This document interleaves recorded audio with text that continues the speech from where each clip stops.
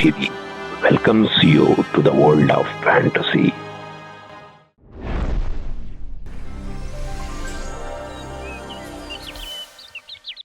పిల్లలు, ఈరోజు కూడా ఒక మంచి ఫ్యాంటసీ స్టోరీతో మీ ముందుకు వచ్చాము.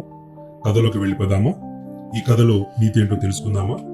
కథ ఏమిటంటే, అనగనగా ఒక చిన్న గ్రామం. ఆ గ్రామంలో లలిత అనే ఒక చిన్న పాప ఉంది. ఆ పాప బాధపడుతూ కూర్చుంది. ఆ ఊరి పెద్ద ఆయన వచ్చాడు. ఎందుకు లలిత ఏడుస్తున్నావు అన్నాడు. ఆ పాప అంది, గురుగారు, నేను ఎంతో ప్రేమగా చూసుకుంటున్నా నా ముత్యాల హారం కనిపించటం లేదు. అవునా?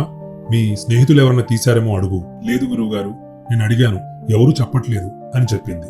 అప్పుడు ఆ గురువుగారు పిలిచి, పిల్లలు, మీలో ఎవరు లలిత ముత్యాల హారం దాచిపెట్టారో చెప్పండి.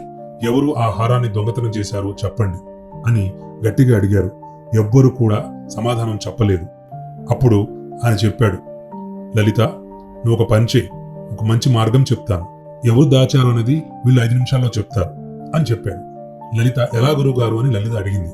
అప్పుడు ఆ పెద్ద మనిషి, ఎవరైతే చెప్తారో నిజాయితీగా వాళ్ళకి మంచి బహుమానం ఉంటుంది అని చెప్పాడు ఆ ఊరి పెద్ద ఆయన. ఆ పిల్లలందరూ చెవులు కొరుక్కున్నారు. ఏమిటి అని రహస్యంగా.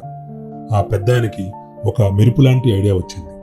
అదేమిటంటే, ఆయన పిలిచి, ఒకటే, పిల్లలు, ఎవరైతే ఈ ముత్యాల హారాన్ని దాచిపెట్టారో వాళ్ళు నిజాయితీగా ఒప్పుకుంటే వారికి ఒక వరం ఇస్తాను. ఈ రోజు సాయంత్రం 6 గంటల తర్వాత మా ఊర్లో ముత్యాల వర్షం కురుస్తోంది. ఆ ముత్యాలు మీరు ఏరుకోవచ్చు, మీరు బోల్డ్ హారాలు చేసుకోవచ్చు, కానీ నిజాయితీగా ఒప్పుకోండి అన్నారు. మళ్ళీ అందరూ సైలెంట్ అయిపోయారు. లలిత కూడా ఆశ్చర్యంగా అలా చూస్తోంది. గురుగారు, ఇదెలా సాధ్యం అని. అప్పుడు సాయంత్రం 6 అయింది. అందరు పిల్లలు ఎదురు చూస్తున్నారు. ఈలోపు ఒక పిల్లోడొచ్చి, గురుగారు, ఆ ముత్యాల హారాన్ని నేనే దాచిపెట్టాను, ఇదిగో తీసుకోండి అని చెప్పి ఆ పిల్లవాడు ముత్యాల హారాన్ని ఇచ్చారు. మంచి మనసుతో నువ్వు ఒప్పుకున్నందుకు కాసేపు ఆగు, నీకు ఆ విషయం ఏంటో తెలుస్తుంది అన్నాడు.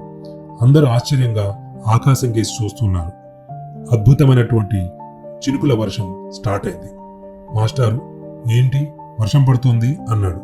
మరి కాసేపు ఆగి అందులో నిజంగా ముత్యాలు కూడా పడ్డాయన్నమాట. అప్పుడు ఆ పిల్లలందరూ ఆనందంతో కేరింతలు కొడుతూ, లలిత కూడా అందులో జాయిన్ అయ్యి అందరు కలిసి ఆ ముత్యాలను ఏరుకున్నారు. అంటే సంకల్ప బలం ఉంటే ఏదైనా జరుగుతుంది. ఇంకొకటి, నిజాయితీగా తప్పుని ఒప్పుకున్న వాడికే మంచి జరుగుతుంది అని చెప్పి ఈ నీతి కథలో మనకి విషయం తెలుస్తుంది కదా. పిల్లలు, మీరు కూడా తప్పు జరిగినప్పుడు ఒప్పుకోండి, నిజాయితీలోనే శ్రేయస్సు, సంతోషం, ఆనందం ఉంది అని చెప్పి ఈ కథ మనకు తెలియజేస్తుంది. సో మరొక మంచి ఫ్యాంటసీ కథతో మళ్ళీ మీ ముందుకుంటాము. అంతవరకు స్పారో టీవీని చూస్తూ ఉండండి. లైక్ చేయండి, షేర్ చేయండి.